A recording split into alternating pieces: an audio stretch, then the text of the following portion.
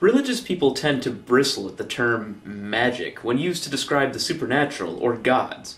I know that there's a biblical reason behind it of some sort, but to me that's all semantics. I actually don't even mean it as an insult when I say it. Frankly, I wish there was magic, I really do. I wish that we all had unique and useful superpowers that could defy the laws of physics. It might be fun to put curses on people like my warlock can in Warcraft. I'm not a witch. As my first act of sorcery, I would give Sarah Palin a nice long book to read about the history of religion, as well as to force her to detach herself from her dogmatic beliefs during her reading of that book. I watched a very interesting video yesterday by the YouTube user named Evidence, which detailed his reading of a book about the early evolution of Christianity, including the parts taken from other religions and the road from polytheism to monotheism. I linked it below. He's one of the few that can keep you interested in a video more than 10 minutes long. I've often thought that if you can really show a believer the way that religion has evolved over the centuries, that you can change their way of thinking, at least a little bit. This clinging to the unchanging nature of religion as a reason for certainty could be very much shaken when you see that it's simply an offshoot of other older religions. I think some of that is borne out by the recent studies showing that the most knowledgeable segment of the population about the tenets of religion are actually atheists. So to add religion itself to the list of knowledge bases that are corrosive to religious thought is quite a revelation, don't you think? No pun intended, of course. Well, maybe not entirely unintended. I find it interesting to hear the stories of magic from believers. I was having a long discussion with a friend of mine about what he found to be compelling evidence for the correctness of Christianity.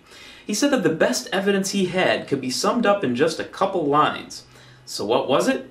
Was it prophecy that he claimed came true? Maybe all those birds and fish that have been dying recently?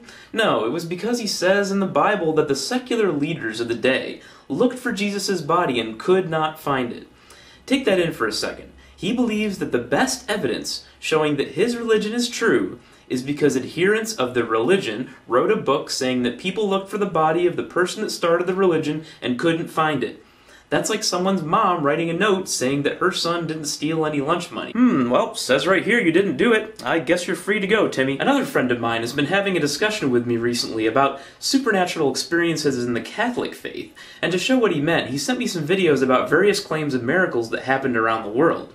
Of course, none of these videos show the actual events, except some videos of exorcisms that I found myself, where it's just people screaming on a bed. But he sees these things as evidence that his faith in Christianity in general, and Catholicism specifically, is correct. I don't know what it would take to get him to apply the standards of evidence required for anything other than religion, but I did mention how interesting I found it that different faiths within Christianity had so many different types of magic to show their sect is correct. Consider this. Catholics are thinking, Mormons, yeah, golden tablets, whatever, you magic underwear weirdos. Mormons are always thinking, oh, Pentecostals, speaking in tongues, whatever, you backwoods simpletons. Pentecostals are thinking, yeah, Catholics, those hellbound papists. You can extend that to nearly every sect and every religion, and the bottom line is always that their magic is real, but the rest isn't.